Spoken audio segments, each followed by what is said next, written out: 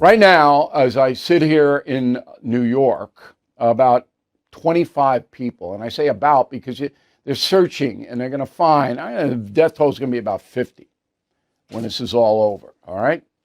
At least 150 billion in damage. That's going to go to 250. So the fires in California right now are going to be the worst disaster, natural disaster in American history, by far, passing Katrina in New Orleans, which happened August 23rd, 2005. The damage there 20 years ago was about 150 million. This is going to be almost double that when you inflation and all that. That's how bad this is. Now, there are two tracks here. There is the fire and the struggle to put it out, and then there's the politics around this disaster. So there are two things. We here are concentrating on the bigger picture of politics because the other networks and the local affiliates in Los Angeles, they have their people covering the actual on-the-ground stuff. So they do it very well. When you get the pictures, you see what's going on. The anchors have been largely straight. It's the pundits who are out of their blanket minds, and I'm going to deal with that now. So there's a fight right now between Gavin Newsom, whose political career is over, even if he doesn't know it. You can't get through something like this. And the incoming president, Donald Trump. They're brawling. Okay?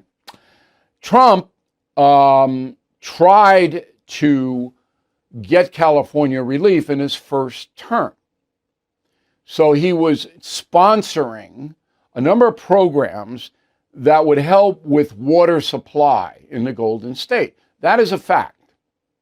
Now, Congress never allotted the money to do it. So Trump didn't get the legislation he needed to bring water relief to California. Why didn't he get it? Because the California legislature in Sacramento, this is Newsom, okay, objected to a number of things, all right? So they objected to diverting water from the state's rivers into water storage facilities. So the Tuolumne River is huge. I rafted it. It's the toughest raft in the country, all right? But the legislature said, no, you can't take any water from the rivers. Can't do that, okay? Then the legislature said, well, you can't divert any kind of moisture, snow melt or rain or anything like that, because it might impact the fish. This is the environmental lobby. And this is what they did. It's on the record. So Congress basically said, look, we're not going to get involved with this unless you can get it under control in California. That's what Congress said. So Trump didn't get the legislation, although, okay, he had agreement that if the California people would just get out of the way, the federal government would fund. Roll the tape. I got all of the approvals, and he said, I don't want to sign it. I don't want the water. We don't need the water. I said, you need the water. Your reservoirs are empty, the whole place. You need the water. That was 5 years ago. And I had it all done. The work was all done. We sent it to him. He refused to sign it. It's true. Okay? Now, Newsom denies it, but the facts are the facts. So the environmentalists crushed all of the federal plans to bolster water supply in California. In addition, the environmentalists blocked sweeping the dead wood out of the forest, and on and on and on and on. You already know that. Now Newsom is caught. And when Trump said that's who he was talking about, Gavin Newsom, the government. Newsom's caught. He's on the defense. Roll it. He said, I'm not going to support the firefighting efforts. I'm not going to support the state of California as it relates to its emergency management. He made this pretty clear during the election, unless they do my bidding.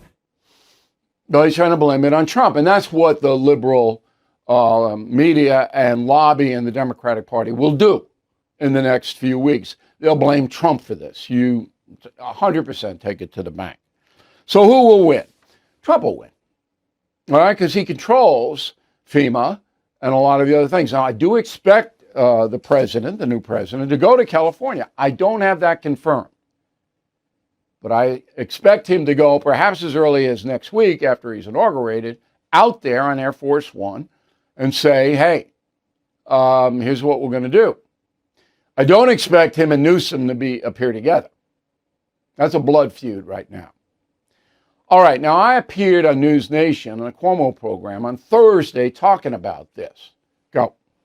So everybody in California knows that the ecosystem there is dangerous and fragile.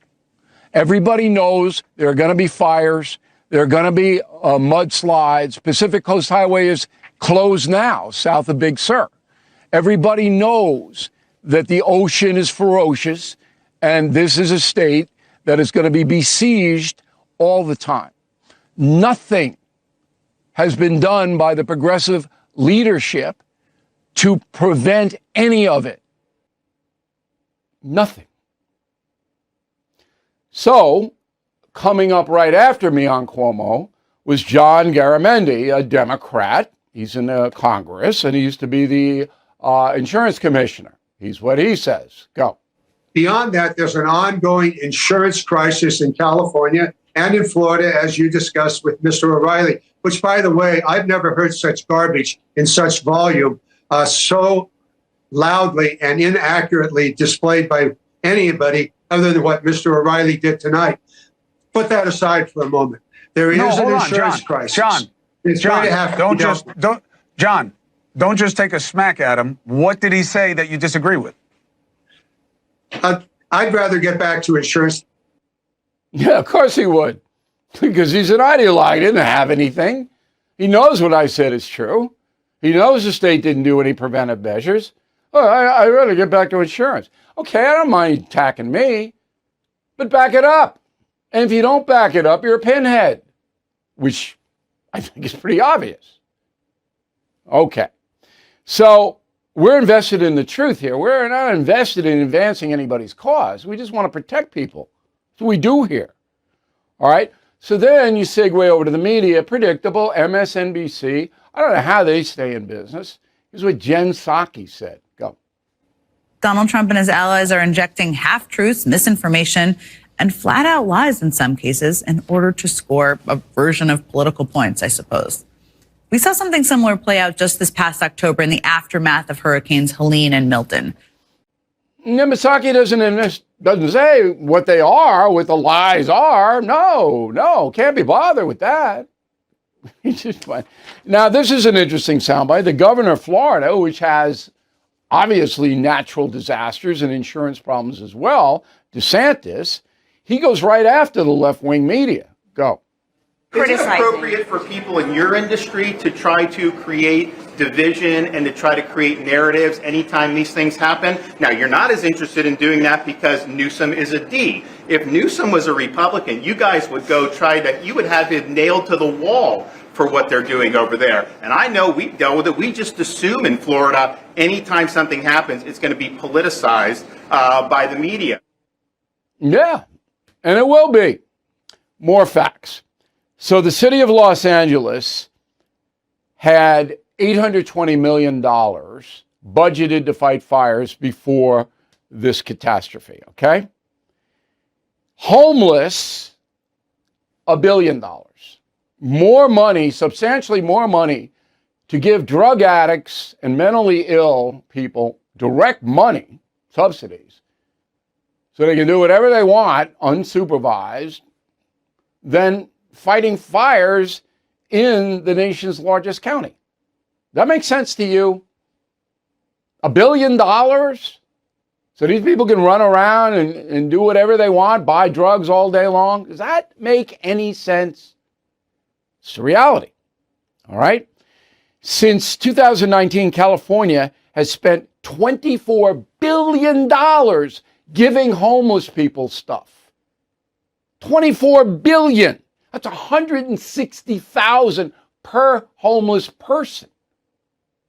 Not even close to preventing natural disasters or trying to, mitigate the forest, the water shortage.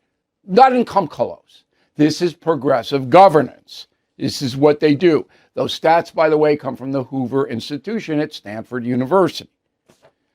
All right.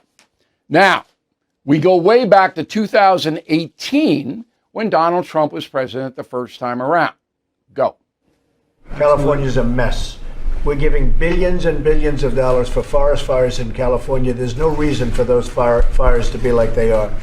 They're leaving them dirty.